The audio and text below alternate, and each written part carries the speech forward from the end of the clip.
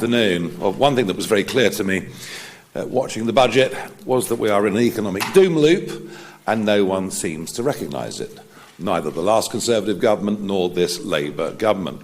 There isn't really much truth being spoken about just how much trouble we're in. But there was one absolute truth that came from Rachel Reeves this morning, and that was that this government had a very bad inheritance. Just think of it. Tax levels at post-war highs, mass uncontrolled immigration, most people coming, not actually working and being a burden and a massive cost, net zero policies, deindustrialising Britain at a rapid rate, giving us the most expensive energy in the world, and generally debt, which went up about 2.5 times during those 14 years. So the economic inheritance that Labour had was poor. And whatever the Tory leader stands up and says in the House of Commons doesn't do anything to take that away. But I have to say, I sat there thinking this really was the Alice through the looking glass budget, with a healthy dose of socialism thrown in. Yes, words mean what I say they mean, not what they really mean. She talks about growth, and yet the projections for the next few years, growth is continually being downgraded. And quite how she and the Prime Minister can talk, they literally talked repeatedly about cutting debt. Cutting debt. And yet, even in their first year, they've borrowed 21 billion more than they were forecast to borrow before they even started. And the parts that I found really difficult to swallow, she talked about entrepreneurs, supporting entrepreneurs, not understanding that actually entrepreneurial people are generally deciding not to stay in this country, let alone invest in this country. And then the sort of classic phrase, no doubt fed to her by the Treasury, that we're stabilising the economy. Well, I was in North Wales earlier this week, and having met with local businesses, family businesses, farmers, I certainly got the feeling that the economy in certain parts of this country is very much on the edge of a precipice. So none of what she really said today was true. Taxes, well, I mentioned them already, but they're now up to 38%, just over 38% of GDP.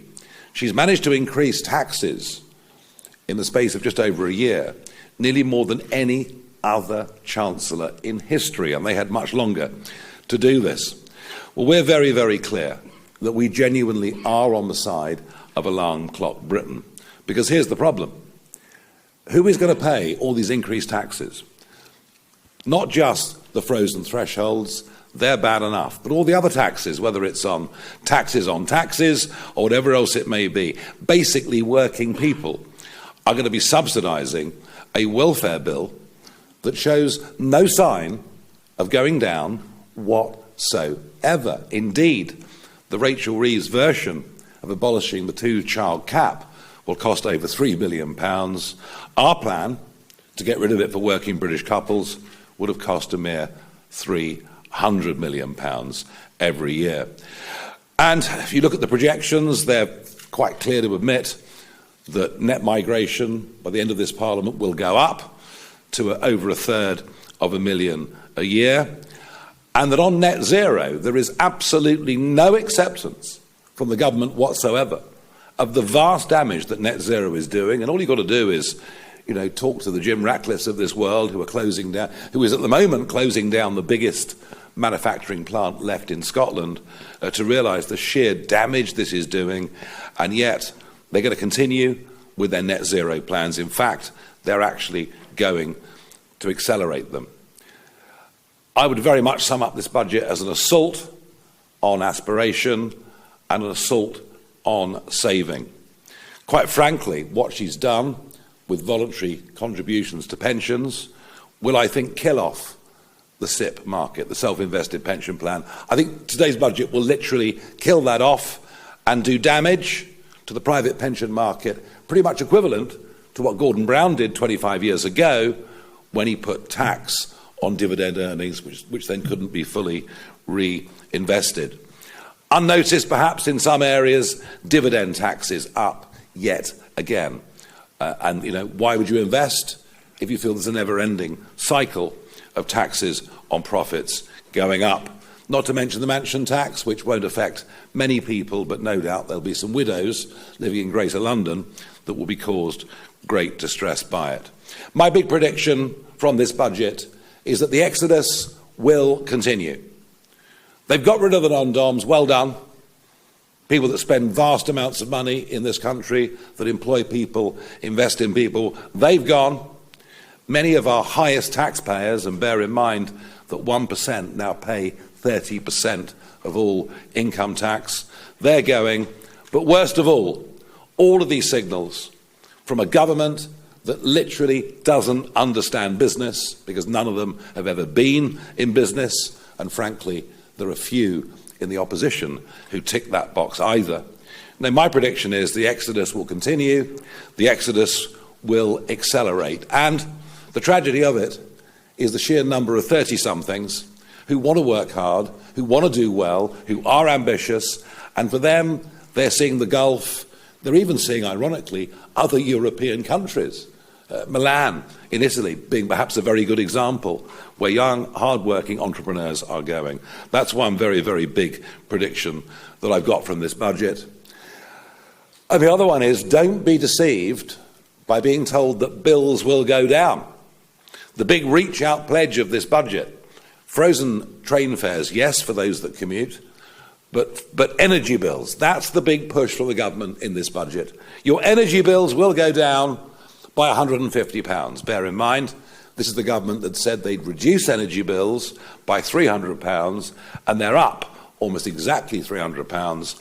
The £150 reduction will be where they take some of the green subsidies, about 3/4 of the green subsidies off domestic energy bills, and throw that into general taxation, which means the working population will actually pay even more than we thought when I walked out of the chamber just some time ago. Energy clearly is going to be at the centrepiece of everything we fight for and stand for over the next couple of years. We cannot have an industrial strategy, we cannot reindustrialise, we cannot invite significant investment, be it British or be it foreign, until first we crack the nut of energy. And I would say this, we can't perform miracles if we win the next election, but we can at least be realistic. And we can at least say that already within reform we have people who've succeeded in the private sector, who've created jobs, who've paid taxes. And it's very much our ambition that we would have people in ministerial positions who were experts in their areas of expertise. Getting back to energy, just think about it. 10 energy ministers over the course of 14 years under a Conservative government, not one of them had a clue about energy. Just allowing civil servants to go on running these departments and maintaining a failed status quo. So we will come in with people that actually know what they're doing, the people who have worked in the private sector, and we will attempt to turn around attitudes in this country towards hard work and success.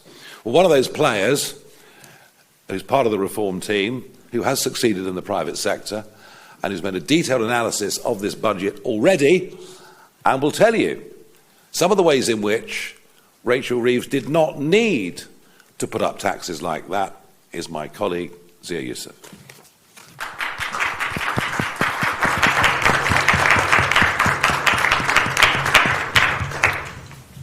Good afternoon, everybody.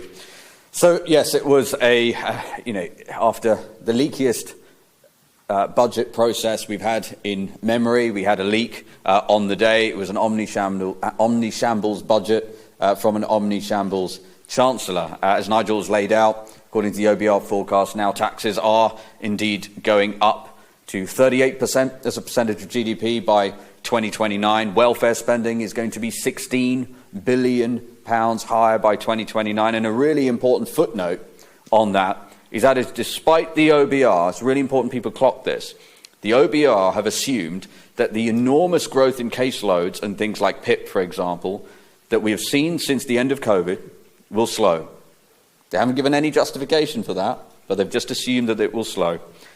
And if it didn't slow, if it continues at its current pace, then welfare spending will be £27 billion higher by 2029. That is one of many reasons why even the current OBR forecasts, as gloomy as they are inevitably and sadly going to be wrong. We have £1.8 billion allocated to digital ID. No electoral mandate for that whatsoever, deeply unpopular in the country, and they are taking that £1.8 billion out of the Home Office budget, which is the only government department whose budget has been frozen in real terms, making a mockery, frankly, of Shabana Mahmood's statements. And at a time when immigration is the #1 issue in the country, what did Labour do? They basically freeze Home Office funding and take £1.8 billion of that budget to spend on digital ID, which is appalling. As Nigel said, net immigration reaffirmed to be up at 340,000 in 2029. By the way, when has that number ever been correct, and when has it ever been incorrect in the right direction? It's always wrong, and it is always much higher than the OBR forecast. So just a few days ago, actually, me and Nigel laid out what a reform government would have done if we were in government right now, what a reform Chancellor would have done. We laid out £25 billion of savings that could have been made, and lo and behold, Rachel Reeves has just raised taxes by £26 billion. So what would we have done? What could she have done? Well, here's the key philosophical difference in terms of who has to bear the brunt of these difficult choices that need to be made. We keep hearing that, right? We've heard that. It's been the refrain of the political class for as long as I can remember. Difficult choices need to be made. Well, who should bear the brunt of those difficult choices? In Nigel Farage's view, and in my view, and in Reform's view, it should be foreign nationals who first and foremost bear the brunt of that. For too long, it has been the case of British citizens being told, pay more tax, accept worse services, while there's basically unlimited money available, blank cheques for foreign nationals. We saw that, for example, you'd have seen in the OBR document today, Home Office saying that spending on asylum accommodation is going to be £15 billion over the next decade, not the £4.5 billion, which is an already outrageous number. It's going to be £15 billion. So here's what we would have done. Number one, we would have materially cut the foreign aid budget. As we've said, of course, the United Kingdom should aspire to foreign aid. Why wouldn't we? But how can we justify spending £14 billion a year on foreign aid, while, for example, 15-year-olds in Wales have a lower educational attainment than 15-year-olds in Turkey, and the British government sends hundreds of millions of pounds in foreign aid to Turkey? How does that make any sense at all? So we would put a hard cap of £1 billion on foreign aid, which would save £10 billion this year alone. Number two, we would meaningfully increase the immigration health surcharge. That is the amount of money that many visa holders pay to access our NHS, which, as we know, is already buckling under pressure and struggling. That would raise £5 billion this year alone, based on current immigration forecasts for this year. And then there's the welfare bill that we just talked about, that is a runaway train to which the British economy and all of us, sadly, are attached, and is heading for the cliffs. Well, what we would do is we would stop paying welfare payments to foreign nationals. Here's our belief. We believe that the British state exists to serve British citizens, which is an outrageous position these days in the House of Commons for the most part, and with the political class, but we make no apologies for saying it is unconscionable for British taxpayers to go to work and spend much of their day paying for a benefits bill for foreign nationals. It's totally unfair. No serious country should operate that way. And the government actually hides, the Tories did this, Labour are continuing it, they basically hide the data on foreign national usage of many aspects of state, whether that's the NHS. Lee Anderson tried again just yesterday, got the same answer. Sorry, we don't track that data. What a surprise. Similarly, we don't get the data on PIP, we don't get the data on pensions, but we do get the data on universal credit. So that's why that is in our numbers. So we would cease payments to foreign nationals when it comes to universal credit, and yes, including EU nationals who are here on settled status. That would save £6 billion this fiscal year, assuming a 3-month notice period. And then we also have foreign nationals in our prisons. Over 10,000 foreign nationals languish in our jails. Most of those people, by the way, were put there under a Tory government. We should not forget that. But that number is not going down under Labour. and recent analysis suggests £640 million is the cost annually of keeping those people. So even net of deportation costs, that's about £500 million that can be saved. And then the other major saving on the theme of welfare, which must be brought under control, is our reforms that Lee and I announced in terms of PIP, where we would take people who are receiving PIP payments for non-serious anxiety and put them on back-to-work programs, where the preponderance of academic literature in Europe shows time and again that is the best possible thing you could do for them. It's pretty good for the taxpayer too. That would save £3.5 billion this year, rising to £9 billion a year by 2029. You tot all of those up, you get £25 billion, which is just £1 billion less than the amount of money Rachel Reeves has raised taxes by. In the end, the only way that we break this country out of this doom loop that it's been in is by doing the opposite of what the political class has been doing. Kind of by definition, that's what we have to do. We need to reduce spending and allow people to keep more of their wages, right? And the political class, the Tories, did the opposite of that year after year after year. They ran a deficit. You know, they talk now about being the party of fiscal responsibility and living within our means. They ran a deficit 14 years in a row. They almost tripled the national debt. They built nothing of significance. They took the tax burden to the highest level since World War II. All Rachel Reeves is doing is continuing the decisions that the Tories made. So that is what reform would do. We would put British citizens first. And had Rachel Reeves taken up our suggestions that we published and were crystal clear and could have been implemented right now, again, that £25 billion number is for this fiscal year. It grows significantly, and most of those numbers multiply by 2029. Had she done so, she would not have had to need to raise taxes, and this doom loop could have been stopped. Thank you very much. Thank you, Zia. Now, there was a moment in her speech when she said, some people think the answer is just to cut spending. So, well, it's quite a good start, really, wouldn't it? You know, we've got a few questions here we're going to take. I know everybody's rushed for time. We'll start with Georgia Roberts from the BBC. Microphone. Thank you. You mentioned being on the side of Alarm Clock Britain. Just wanted to ask you about the minimum wage. You suggested a few weeks ago that it might be too high, especially talking about young people. Obviously, since then, we've seen in this budget that it's increased. Would you reverse those changes? Would you cut that back? And also, if I may, yesterday the BBC spoke to one of your former classmates who says you are being fundamentally dishonest in saying you didn't directly target him in terms of racial abuse. Are you being dishonest? Thank you.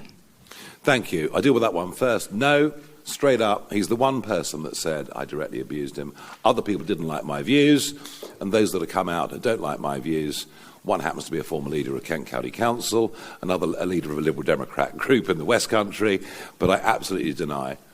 You know, I think this guy's recollections are simply wrong. More broadly, Zia, do you want to come in? Yeah, look, on the minimum wage, look, we've got to be real about this. I know it's very easy to paint some headline of, oh, you know, reform want young people to do less. Well, no, it's the opposite. We want young people to do better. Look what's happening to youth unemployment. Youth unemployment is 15%. That is the highest level of the last decade outside of the COVID collapse. Now, you tell me if you think youth unemployment at 15% is remotely acceptable. And speak to people who hire young people. What do they tell you? What the government has done is close the gap between a mid-level employee and a junior employee.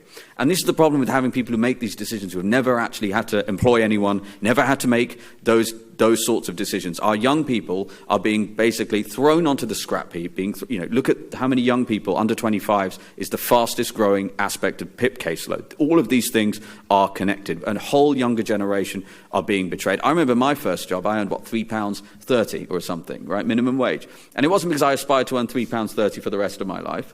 Right, but it was a great start. It was work that was important to me. It was a Saturday job, and these opportunities are being robbed from our young people because of this. And here's the other point: the ballooning welfare bill, a core component to that, according to the OBR, is the rise in universal credit payments, right, and unemployment, which, by the way, the OBR in their own forecast keep at 5% through to the end of 2029. So the fact that Rachel Reeves cannot see how by endlessly raising the minimum wage she's contributing to the very black hole that she is having to fix is beyond us. Yeah, I would say this too.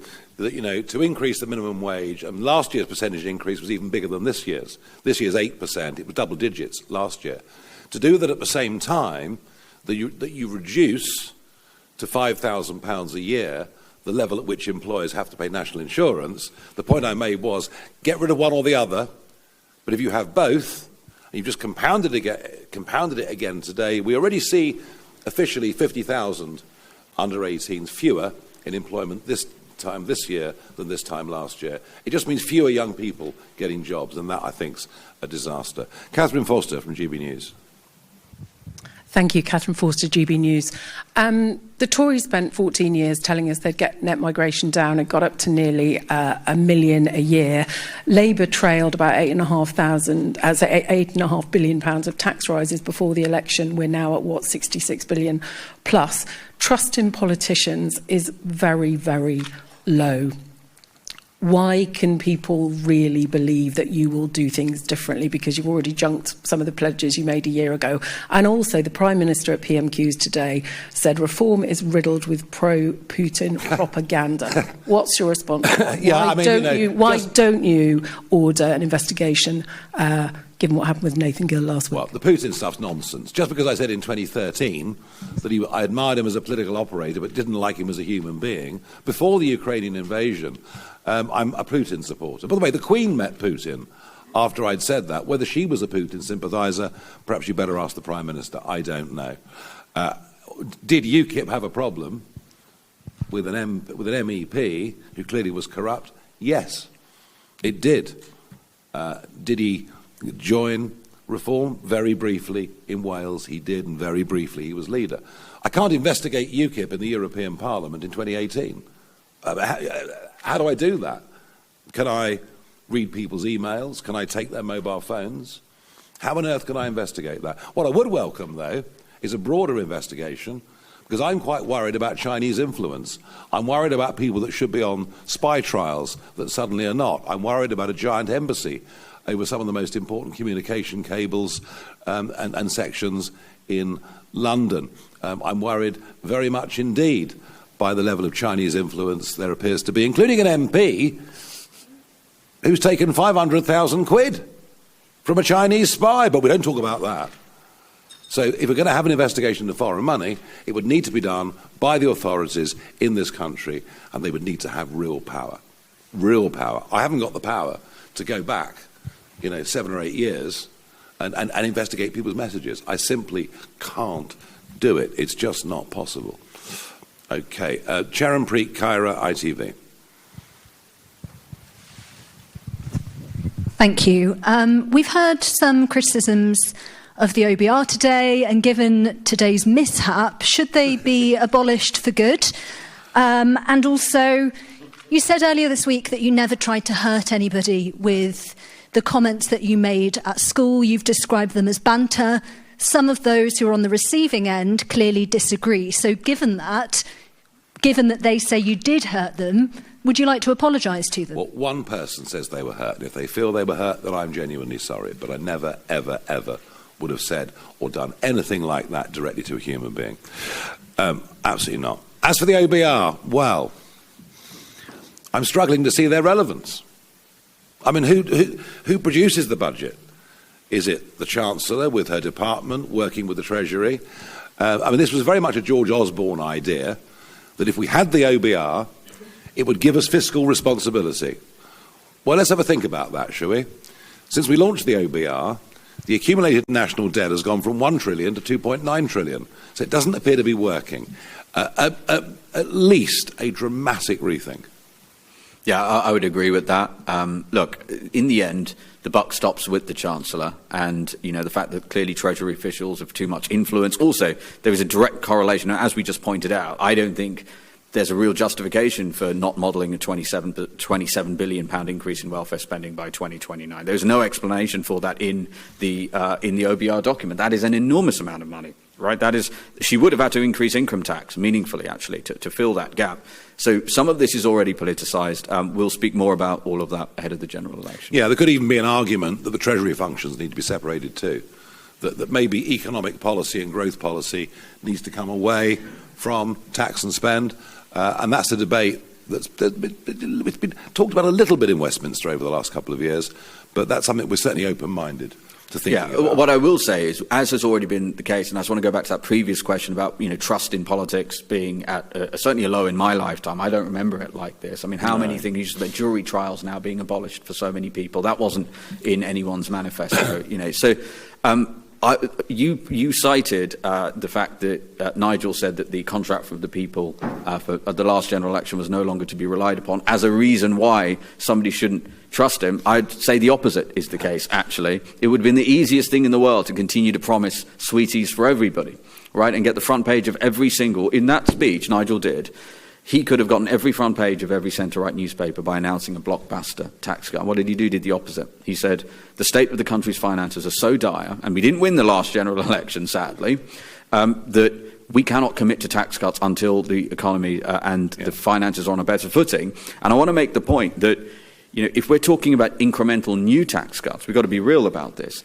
Just to unwind the tax rises Rachel Reeves has put through since the general election now, we're talking at 60, 70 billion pounds. By the time of a general election, even with an early one, it's going to be into the hundreds of billions, right? So for the Tories to be talking about stamp duty, why wouldn't we love to announce to abolish stamp duty? Of course we'd love to announce it. It's just not serious. And so I put it to you, what Nigel is doing is making sure the table is set fairly and reasonably and speaking directly to the British people about what the truth is. Yeah, we have to cut spending, of that there is no doubt. Anja Pop, Channel 4.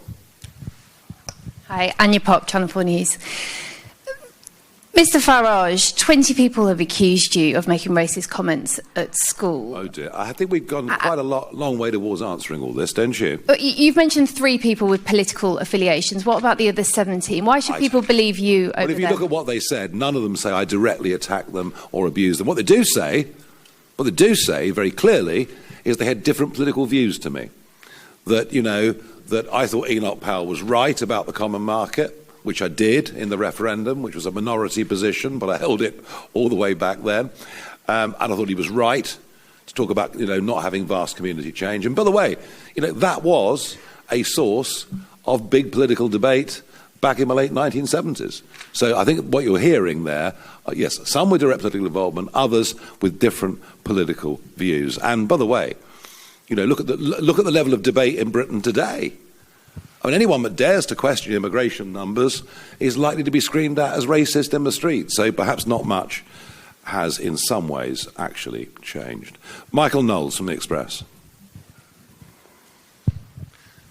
On that last topic, do you think the public need to be ready for more tax rises if Labour fails to actually curb immigration, stop the boats and fix our asylum crisis? Yes, I think the public need to be prepared for more tax rises, but I think the public also might need to be prepared for an early general election. I struggle to see this lot going on to 2029. I believe there will be a fiscal event at some point in the next couple of years, and I think she'll face at some point a budget where she has no option but to cut spending, and that I think is when the government falls to pieces. We saw today in the Commons just how strongly socialist this Labour Party is. Some of the biggest cheers for the Chancellor when she was saying, well, the sort of school I went to, you posh Tories didn't care about. So there's an awful lot of class warfare out there, and I think the risks for Labour of a massive fracture on the left are really all too real. Genevieve from The Telegraph, please. Hi, Mr Farage. So do you believe that Rachel Reeves has breached the Labour manifesto by freezing income tax thresholds? It seems that some in the Treasury are arguing that some in Labour are arguing that she hasn't broken the manifesto by doing that. And secondly, you've previously expressed support for scrapping the 2-child benefit cap. So that obviously happened today. The Chancellor announced it today. Do you think that she was right to do that and you wouldn't bring it back in if you were to win in 2025? She's broken the manifesto in spirit, if not literally in letter. Everyone who's at work's taxes will go up. And if inflation keeps running at about 4%, 5%, whatever it is, effectively, their taxes are going to go up significantly over the course of the next few years. So, in spirit, it is without doubt, if not literally, but in spirit, without doubt, a breach of the manifesto. Let me repeat. I believe we should lift the two-child cap for working British couples in the form of a tax credit. As it turns out, what has been announced today and cheered to the rafters by the backbenches, one of the most popular parts of her whole speech was it will go to people who are already living on benefits or who were not born in this country. And that is why the cost of this will be £3 billion, whereas the cost in tax credits for our plan, which, by the way, would be one of the most pro-family things that any government had done for many, many years, our cost of that would be about a tenth of it. All right. We've got a couple more. We're going to rattle through. I know time is short. Sam from PA. Kemi Badenoch said in the Commons that Rachel Reeves should now resign. Would you also call for this? Well, this is the usual circus of the House of Commons, isn't it? You know, I mean, was it David Cameron said he wanted to end the Punch and Judy show? I mean, it's more farcical now than it's ever been. It doesn't make much difference, does it really? I mean, I don't see anyone that's going to replace her. I think probably the Prime Minister's position is very deeply under threat. It's clear, you know, neither of them have ever been loved by their own backbenches. They're leading the party to disaster. They're collapsing in the polls. The left are beginning to organise and really eat their lunch. A large chunk of their votes come to us already since the election. You've never seen a government in so much trouble. So I think my prediction is that at some point they'll all be forced to resign, perhaps before too long. Fraser Knight, LBC. Thank you. Mr Farage, you said that you are struggling to see the relevance of the OBR. More immediately, do you think the chair should offer his resignation? And if I can as well, spending on pensioners is set to rise to nearly £200 billion per year by the start of next decade. Does the triple lock need to go? Well, I've said very clearly that the triple lock, we're not going to guarantee anything on the triple lock. We'll have to see what the economics of this are like nearer the next election. But, you know, we've all got to be realistic about the state of public finances. And I still don't think that the media are serious about the state of public finances. We had 14 years of the Conservatives saying, we're cutting the deficit. Oh, that's all right then. But all the while they were cutting the deficit, it was still a massive deficit and debt exploded. And now we've got, unbelievably, a Prime Minister and a Chancellor today saying we are cutting debt. They're not. They're not. It's going up massively. Even the first year's debt was out by 21 billion. So that is why I say I'm not going to make any guarantees on the triple lock. You know, I know it's important to people. I know the cost of living is very, very high, but we can't make any guarantees on things. And it goes back to what Zia said earlier. You know, we want to be responsible. Lucy White, Bloomberg. I was actually going to pick up on the same point there that I think you missed on the chair of the OBR. Should he resign? Do you think does responsibility need to be taken at the top level? And secondly, if I may as well, the OBR's prediction on forecast on living standards is not particularly rosy in its latest forecast. You've admitted yourself that you wouldn't be able to bring in income tax until you've made spending cuts. What would you do to transform living standards in the UK in the initial stages of your government if you were to have one? It is possible, though, to bring in tax cuts at the same time as spending cuts. I haven't ruled that out, all right? I'm just saying we will do this the right way round. The crucial thing is absolutely crucial thing is to raise the threshold at which people start paying tax. That is the single most important tax that needs to be changed because we've got to change this relationship between being on benefits and being at work. You know, and I've met people on my doorsteps that would love to go back to full-time work, but as soon as they start to get a job and they work more than 16 hours, they lose all their benefits and they're worse off working than they are on benefits. So look, you know, we've argued for a long, long time. We'd love to get this up to £20,000 a year to give people a real incentive to get back to work. Well, somebody at the OBR should carry the can. I mean, after all the leaks that we had, I thought what happened today was truly astonishing. Zia called it an omni-shambles. I think he's wrong. It's a total shambles. Let's go to Antonello from La Repubblica. Antonio from La Repubblica.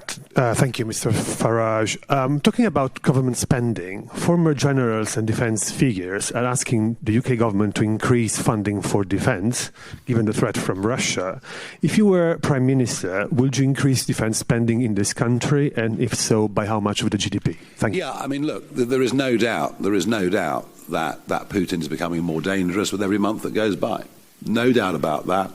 You know, I think Donald Trump really thought he could get him early to the table to have a rational discussion, and it's proved a very, very difficult thing to do. I'm also deeply concerned about China, and I don't necessarily mean that in the sense of conventional warfare, but I do think in terms of cyber warfare, in terms of hacking, in terms of all these things, you know, the nature of warfare is changing. All I do know is that we need to have significant investment in drones. Drones are going to, you know, they are, rather like the tank was in 1917, drones are going to be here to stay. And I'm not sure, and we actually talked about this over the weekend, didn't we? I'm not actually sure that in terms of procurement, we're looking in quite the right directions or thinking the right way. Thoughts on that, Zia?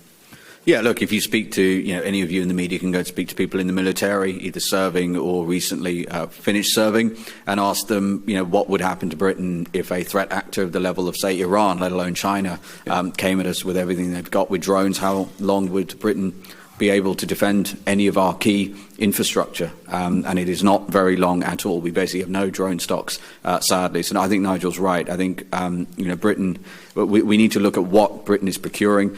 Yes, we need to spend more. Actually, it was Reform talking about increasing defence spending as a percentage of GDP long before, for example, Labour were. But the key point is the country needs more money. We need to actually grow the economy. And there's no sign of that happening at the moment. No. Enjoy the Rachel Reeves press conference at 4. Thank you very much. Question for the Guardian.